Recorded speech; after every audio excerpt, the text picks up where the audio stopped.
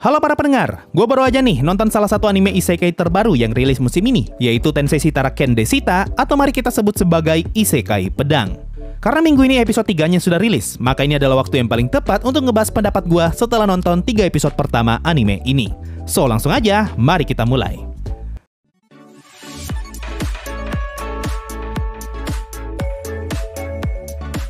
Sesuai namanya yaitu Isekai Pedang, anime ini bercerita tentang seseorang yang terkirim ke Isekai sebagai pedang. Tapi meskipun tubuhnya saat ini berbentuk pedang, dia masih bisa membuat tubuhnya melayang untuk digunakan bertarung melawan makhluk lain. Nah, sama seperti Rimuru dari Tensura dan juga Kumoko dari Kumodesuga, karakter utama di Isekai Pedang juga bisa bertambah kuat setiap kali dia berhasil mengalahkan musuhnya. Dia pun berhasil menjadi makhluk paling kuat di daerahnya, dan ketika dia pergi berpetualang, dia malah berakhir tersangkut di suatu area. Hingga akhirnya MC kita yang adalah pedang bertemu dengan seorang perempuan yang berhasil mengeluarkan dia dari tempat tersebut. Nah, mulai dari sini, cerita Isekai Pedang pun dimulai dengan dua karakter utama, yaitu si pedang dan juga si perempuan kucing. Nah, itu tadi sinopsis singkat tentang anime ini. Sekarang, mari kita ngomongin soal pendapat gue tentang anime ini. Untuk saat ini, gue udah nonton 2 episode pertama Shadow Garden dan 3 episode pertama Isekai Pedang. Dari kedua anime ini, gue berkesimpulan kalau Isekai Pedang jauh lebih bagus daripada Shadow Garden kalau kita ngomongin soal episode awalnya.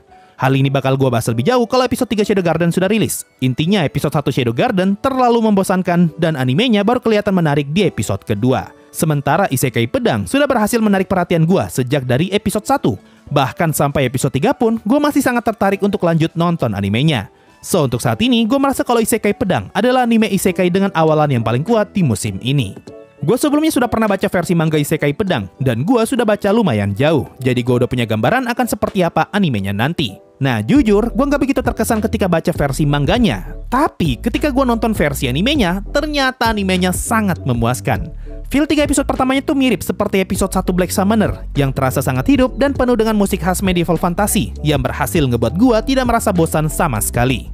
Scene yang paling berkesan buat gue setelah nonton 3 episode pertama adalah ending episode 2-nya. Ending episode itu ditutup dengan dialog seorang dwarf yang berhasil mengetahui identitas si pedang dan ditutup dengan intro dari musik endingnya.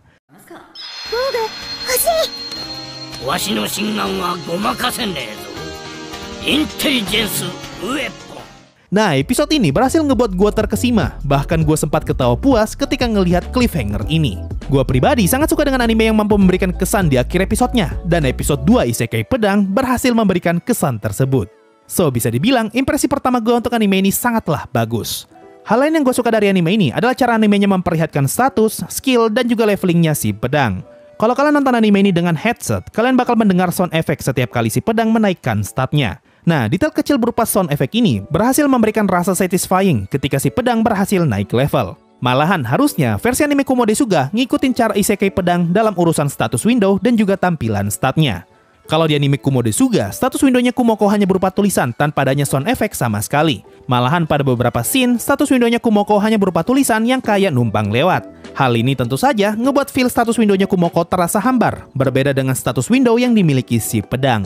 Padahal kalau kalian baca versi novel Kumodesuga, salah satu pengalaman paling asik di novelnya adalah ketika Kumoko berhasil mendapatkan skill baru atau setiap kali Kumoko berhasil naik level. Rasanya tuh sangat memuaskan ketika melihat satu lembar kertas yang penuh dengan skillnya Kumoko yang bertambah kuat.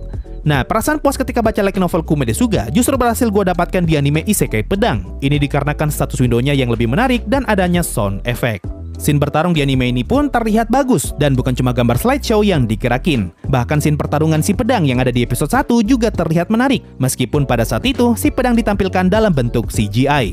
Hal ini memperlihatkan kalau yang ngebuat animenya lumayan serius menggarap scene bertarungnya dan bukan cuma asal jadi.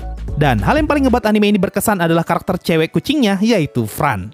Gua nggak tahu kalian bakal setuju atau tidak, tapi gua melihat karakternya Fran sangat mirip seperti karakter Renge dari anime Nonon Biori. Mulai dari cara ngomongnya yang pelan tapi imut, matanya yang terkadang kelihatan ngantuk, dan ekspresi karakternya yang juga imut.